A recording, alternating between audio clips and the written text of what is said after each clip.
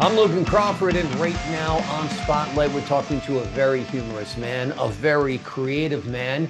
His name is David Ellis. He is the author of Naughty Nonsense, Lascivious Limericks, and much more. He's inviting readers on a humorous journey filled with quirky characters and their intriguing antics. Dive into limericks that amuse, stories that pull at the heartstrings, and tales that showcase both the quirky, British, and Australian sensibilities. We're delighted to have this very talented author join us here today on Spotlight. We thank the team at Crime 7 Media for helping us put him in the spotlight today. We ask viewers like you to support writers like him by subscribing to our channel and by purchasing this wonderful book. David, so good to see you today. Thanks for joining us. Thank you. It's a pleasure to be with you. This is such a great, fun book. Was this years in the making where you wrote little stories and limericks and so forth and just collected them, or did you write them all specifically for this book? Well, I did start writing them in the 1970s.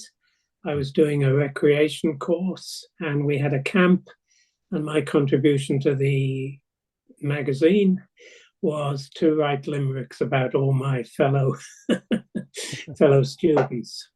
And I did something similar with a music group. Then I read a book which encouraged me to become a little more bawdy in my writing.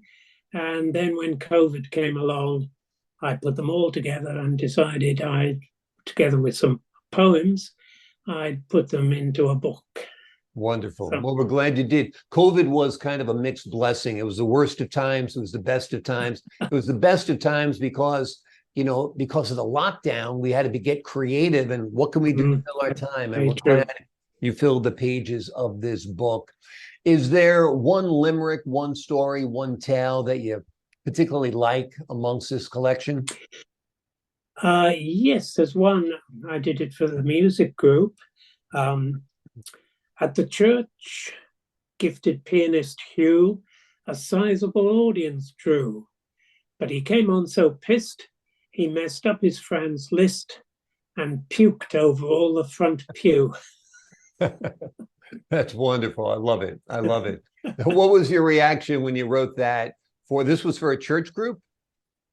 No, not a church group. Okay, an amateur music group, friends who used to meet, and he was the top pianist in the group. That's very, very funny. Awesome. Awesome.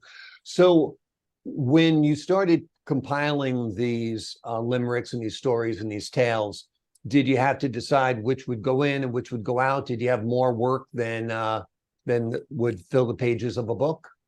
I think I certainly didn't have enough when I decided to make the book, so I created about double the amount for the book.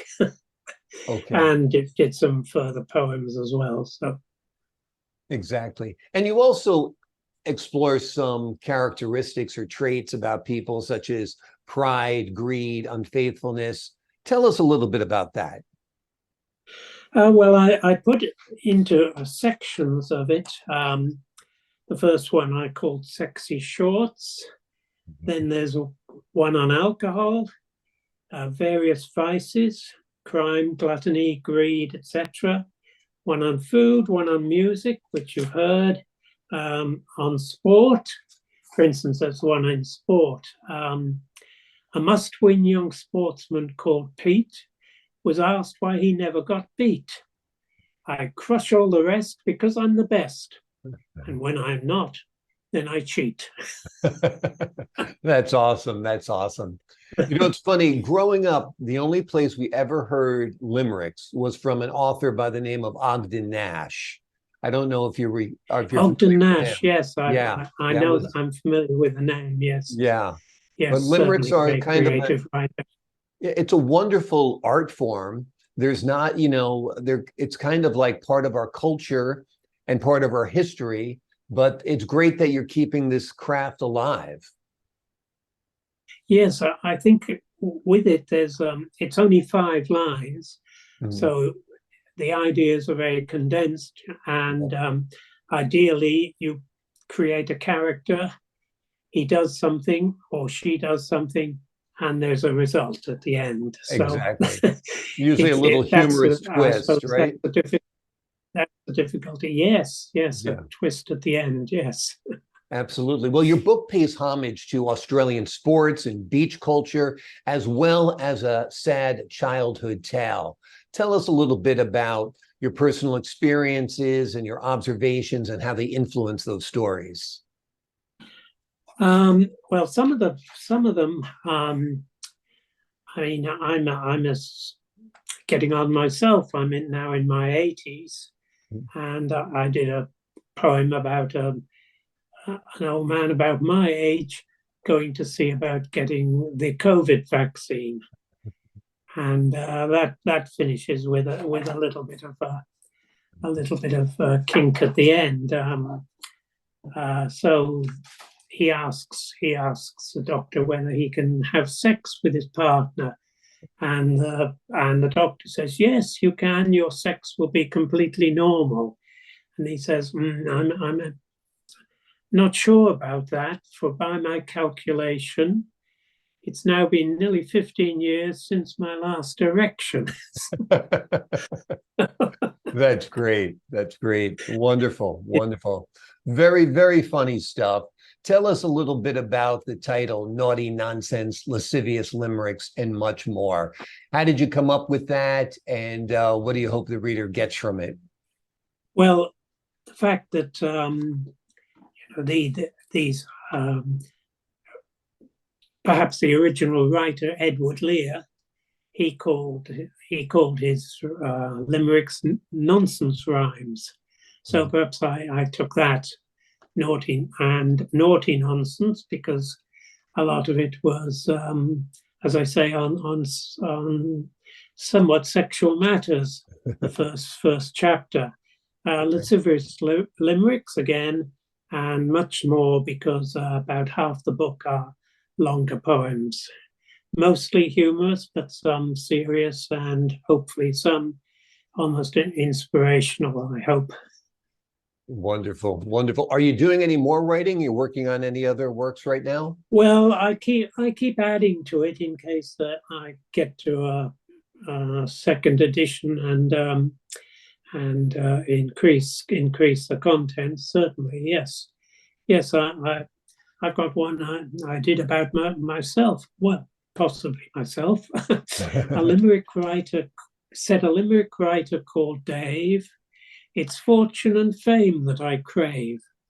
I'm much better than Lear, but I'll end up, I fear, poor and unknown in my grave. So that's very great. Not such a happy one, but exactly. Well, it's kind of a funny twist, which all of your limericks have, that's for sure. And have you ever thought about maybe writing some longer form stuff, like a novel or something like that?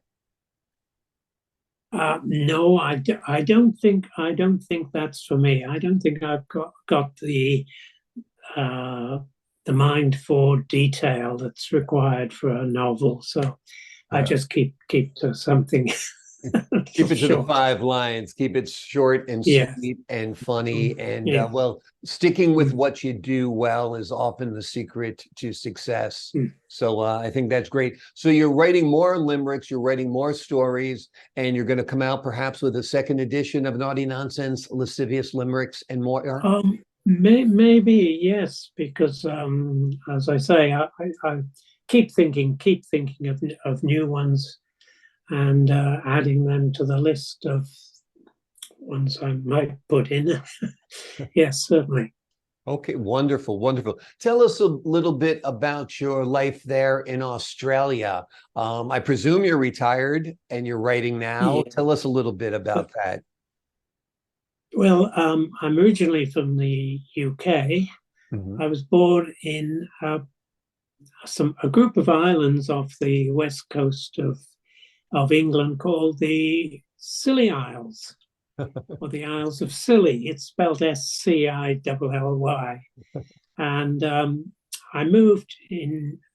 I went into teaching, In 1972, I moved to Perth in Western Australia. So I've now been here just over 50 years, Okay.